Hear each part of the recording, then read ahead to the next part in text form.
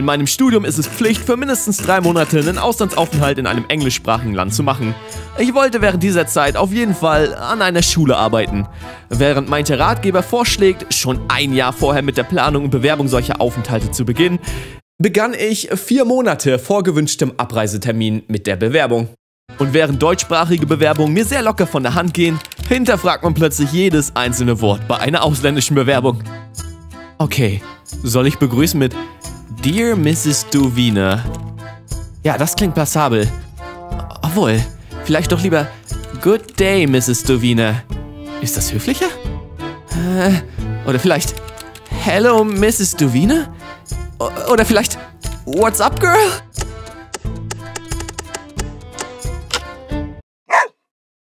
Endlich geschafft. Der perfekte Bewerbungsstart. Hello, good day, girl. Über einen Verlauf von 2 Wochen schickte ich 20 handgemachte Bewerbungen raus, insbesondere nach Irland und England, 4 nach Kanada und eine nach Trumpsterland. Von diesen ganzen Bewerbungen erhielt ich 9 Absagen, weil sie keine internationalen Praktikanten nahmen. 6 haben überhaupt nicht geantwortet, 3 hätten zugesagt, aber der gewünschte Zeitraum passte ihnen nicht und 2 haben zugesagt. Besonders auffällig war, dass alle Personalverantwortlichen mich immer direkt duzten. Sollte ich zurückduzen? Ist das unhöflich? Sollte ich sie siezen? Aber ist es dann zu distanziert? Sollte ich sie besser gar nicht anreden?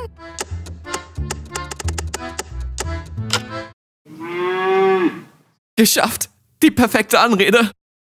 Hello, good day to you, Mr. Tom Brown. Okay, mit der Zusage in der Tasche begann das deutsche Behördenlaufen. Den meisten Spaß hatte ich mit dem erweiterten polizeilichen Führungszeugnis, das von der britischen Schule verlangt wurde. Das ist ein deutsches Dokument, das bis ins kleinste Detail all deine Straftaten auflistet. Okay, also auf zum Ortsamt. Nächste Person, bitte. Ja, moin. Ich benötige ein erweitertes polizeiliches Führungszeugnis, bitte. Okay. Das können wir Ihnen aber nicht so einfach geben. Ich darf mein eigenes Führungszeugnis nicht haben? Wir brauchen eine schriftliche Anfertigung eines Unternehmens oder einer Behörde zur Notwendigkeit der Aushändigung des erweiterten polizeilichen Führungszeugnisses. Okay. Ich lief also nach Hause, druckte die englischsprachige E-Mail zur Notwendigkeit in die Einsicht meines Führungszeugnisses sowie den mitgelieferten Vertrag aus und brachte es am nächsten Tag zur Behörde. Der nächste, bitte. Ja moin, ich war gestern hier und hab das Zeug für mein erweitertes Führungszeugnis. Hier sind die Dokumente zur Notwendigkeit. Okay. Was ist das? Die Dokumente. Aber die sind auf Englisch. Wir brauchen die auf Deutsch, mein Lieber, im Original und auch mit Unterschrift oder Siegel abgestempelt. Was? Ich soll von einer englischen Behörde in Deutsch geschriebene Dokumente verlangen, damit ich mein eigenes Führungszeugnis in Deutschland beantragen kann? Ja, ganz genau. Also ich werde Englischlehrer, kann ich Ihnen die Dokumente nicht übersetzen? Nein, das erlauben wir nicht. Aber Sie können die Dokumente zu einem professionellen Übersetzer hinbringen. Bringen Sie uns dann die Rechnung und das übersetzte Dokument. Das müssen Sie aber selbst bezahlen. Das Ganze sah ich natürlich nicht ein, deswegen kam mir die Idee, einfach selbst ein Dokument zur Notwendigkeit der Aushändigung meines erweiterten Führungszeugnisses zu schreiben und das von meiner Universitätsleitung abstempeln zu lassen. Zack, wurde das Ding von der Ortsamtbehörde angenommen. Danach ging es noch Erasmus-Fördergelder abkassieren, was glücklicherweise weitaus entspannter war. Man lässt sich das englischsprachige Formblatt von seiner Arbeitsstelle ausfüllen, bringt es zur Verwaltungsstelle der Uni und erhält Kohle für den Auslandsaufenthalt.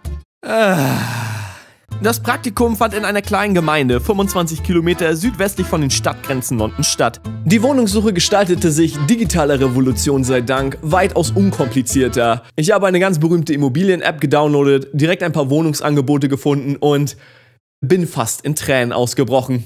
Das günstigste Zimmer kostete 780 € im Monat für 12 Quadratmeter in einer Wohngemeinschaft mit einem Rentner. Aber das war okay. Als deutscher Student, da lernst du schon ganz früh, Kompromisse einzugehen, wenn es um die eigene Lebensqualität geht. Ein bisschen Kleingeld, ein bisschen Kleingeld. Ich esse seit Tagen nur Dosenfutter. Ey, Studenten, ey, kriegen Hals nie voll genug, ey. Soll mal arbeiten gehen, ey. Ey, Billy, hast du schon Hartz IV für Saufen? Ey, logisch, ey. Mein Buddy gab mir wiederholt den Hinweis, dass ich auf jeden Fall wohl einiges an Wechselgeld benötigen werde. Aber als ich zu meiner örtlichen Bank latschte, wollten die mich mit einem Wechselkurs über den Tisch ziehen, dass ich fast 20% meines Geldes nur beim Umtausch verloren hätte und nochmal weitere 5% für das Rausholen aus dem Tresor. Sparkassen haben echt richtig miese Maschen.